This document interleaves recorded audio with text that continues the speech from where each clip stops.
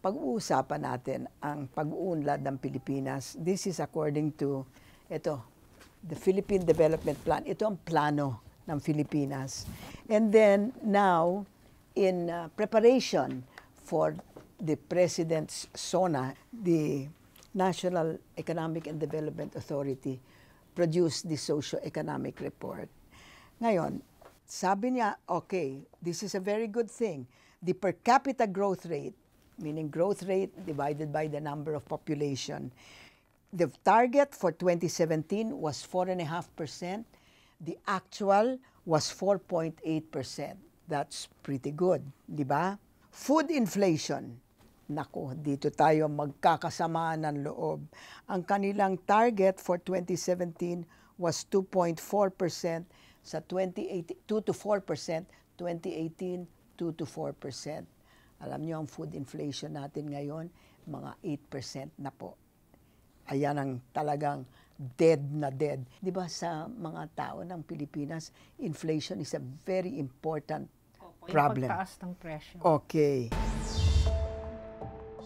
Ang pagrereklamo po na naririnig natin ay may halong misinformation. Ang sinasabi nila ay galing sa train ang pagtaas ng lahat ng presyo. Hopefully, if we look closely at the numbers, ay maibahagi natin sa ating mga kababayan na yung contribution ng train ay limitado kumpara sa pinagsasabi ng ilan. The contribution of train, again, is 40 centavos for every 5 pesos and 20 centavos na pag-akyat ng presyo. So, yun yung una nating i-establish na meron pong contribution ng train pero limited.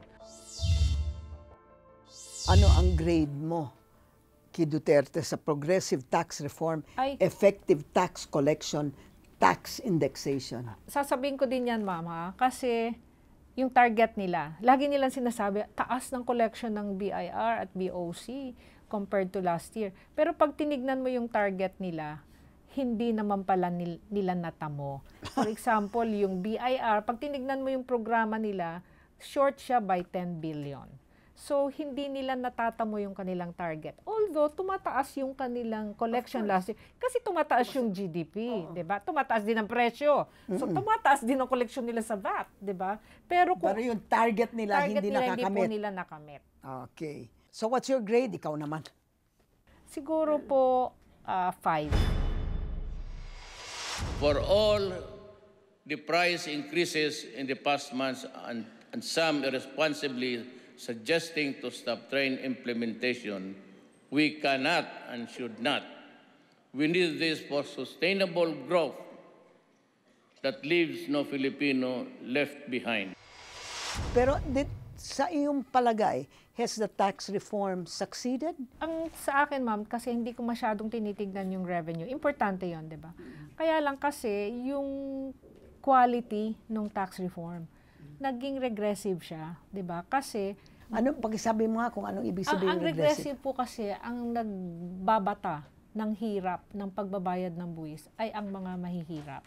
Kasi dahil gusto nilang ibenta, binawasan nila yung income tax na babayaran ng mga tao. Mabuti 'yon, 'di ba? Kaya lang saan mo kinuha yung ipapalit?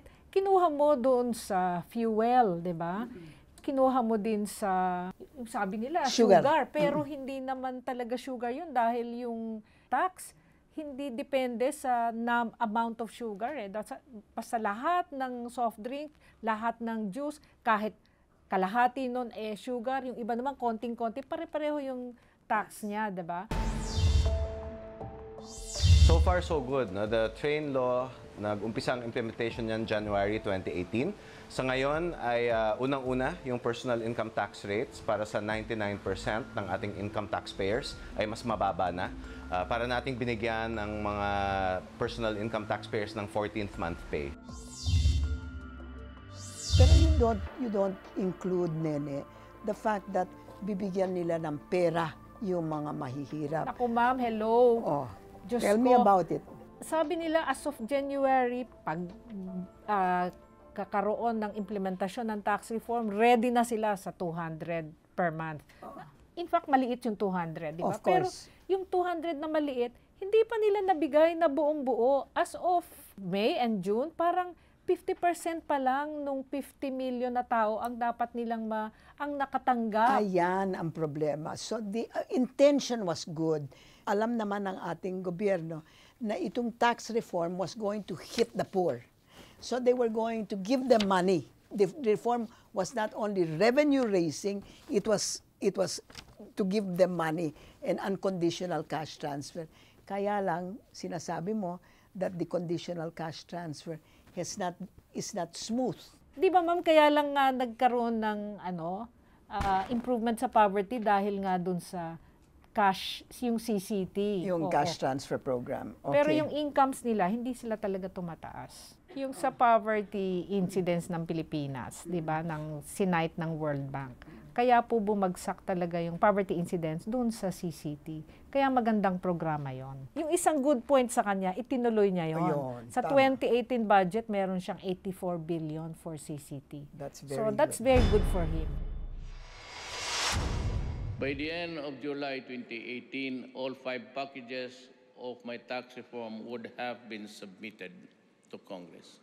Apart from train, rice tariffication, and package 2, they include the mining, alcohol, and tobacco tax increase.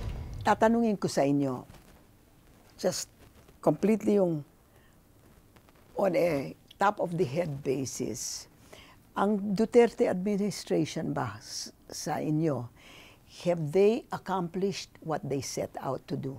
I think yung problema po yung failed expectations.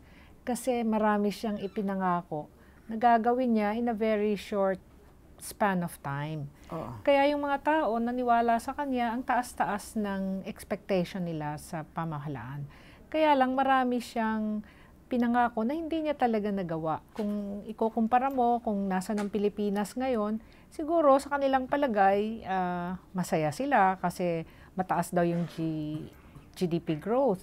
Pero kung titignan mo kung ano yung nararamdaman ng mga tao at i-compare mo din tayo sa rest of Asia, malayo. Malayo po yung pangarap na sinabi niyang gagawin. Saan ang nangyari? Okay. So first, kailangan natin i-judge yung performance ng Duterte administration according to his own expectations. In other words, according to his targets. Then maybe we can judge according to what happened before, or else we can judge according to what happened to the other countries, di ba? Comparative countries, comparative administrations. So let's talk about your particular expertise. Ang kanilang target with respect to budget deficits na nakamit ba nila? Lumaki po kasi talaga yung budget deficit, no? 350 billion ngayon. Malaking pera yon. Kaya lang, pwede mong maunawaan yon kasi sabi nila yung build, build, build. So yun yung pinagmamagaling nila, Golden Age of Infrastructure. Kaya lang, lumabas yung COA report last week, hindi ho ba? Na talaga, 66% lang pala ng target ang kanilang nagawa. Kasi sabi nila, ang daling gawin yon, pero hindi nila nare-realize na mahirap gawin yon. Kasi merong right of way, 'di ba? Dapat pumayag yung mga tao na doon nakatira, 'di ba? Tapos mahirap din yung paggawa ng project proposal. Alam niyo, Ma'am Winnie, kagaya din doon sa health, tinignan ko napakalaki ng kanilang budget for barangay health stations, maganda yun. 'di ba? Kasi sabi nung presidenteng to, lahat ng barangay magkakaroon ng doktor at ng barangay health. Ang ganda no? Tapos, kaso, yun naman palang paglalagyan nila nung mga barangay health station, hindi handa. Kasi unang-una, sabi nila, gagawin nila sa public schools. Wala namang espasyo sa public schools, di ba? So, paano nila magagawa yung barangay health station? Tapos, yung bilang ng doktor. Paano ka magkakaroon ng barangay, ng doktor sa bawat barangay? Kulang na kulang yung doktor mo, di ba? Ang statistics po natin, 1 doctor for every 33,000.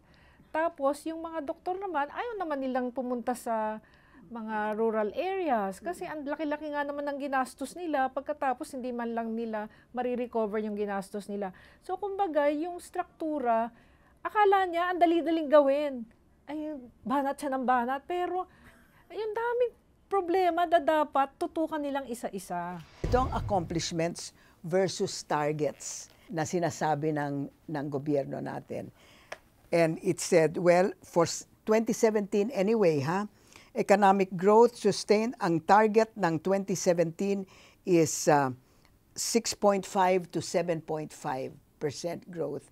Ang nakamit natin is 6.7. So we got growth target for 2017.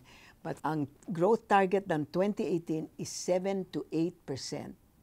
Ang first quarter natin ng 2018 is 6.8.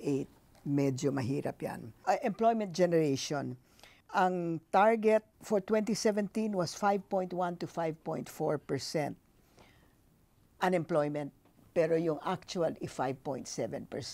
So this indicates that the economy is not doing as well as it should be doing. Maintain macro and trade. Itong macro, trade, fiscal, monetary policies. Pag-usapan lang natin yung macro, no? Pero hindi po ako macroeconomist, kaya lang natutuwa ako kasi sa kanila na binabando nila na pinakamataas daw po yung growth rate natin sa Asia, di ba? So, dapat kainggitan tayo kasi ang galing-galing natin. Pero pag tinignan mo yung ibang country sa Asia, mas mataas pa pala yung growth rate nila sa Pilipinas. So, hindi nila sinasabi yung totoo. Parang fake news, di ba? Fake news. Kagaya ng Cambodia, 6.9, Vietnam, 6.5%, di ba? So, ang daming mas mataas sa atin. Hindi pwedeng sabihin na superstar tayo sa buong Asia dahil Hindi ko nga alam kung saan nakuha na yan. Kasi yung si Dr. De Dios, yung kanyang PowerPoint, number 7 lang tayo, 7 highest. Ewan ko kung bakit naging highest performing, etc. I know why. Sinabi nila maging highest performing tayo in the future. Ang Asia kasi ang pinakamalakas na region in terms of economic growth sa mga regions ng mundo. And within Asia, one of the fastest tayo, maybe second fastest or third fastest growing economy. Na-impress ako dun sa plano because he was the first one who said, we're going to talk about, we're going to reduce rural poverty. I mean, usually when we talk about poverty, it's total poverty. But he actually, in the Philippine Development Plan, he said, we're going to reduce rural poverty from 30% incidence to 20% incidence. yung rural poverty, sila kasi dependente sila sa agriculture. Pero nakita mo naman, ma'am, yung growth ng agriculture, very sluggish, di ba? Parang ang buong ekonomiya, tumataas siya ng mga 6%. Pero yung agriculture, 1.47% lang yung itinaas ng kanyang production. Well, it's better than having negative. Tama, ma'am, pero ibig sabihin nun, yung income ng mga tao, ganun din yung increase, pa 1%, 1%. In other words, you don't think that they're concentrating on agriculture? Hindi, ma'am, kasi kagaya nung fisheries, bumagsak nga siya ng 5%. Imbis na mas marami tayong isda at mas maraming kita yung mga mangingisda, ibig sabihin na talaga nun, bumabagsak pa yung kita nila by 5%. So yung rural poverty, hindi niya na-attain. Diyos ko.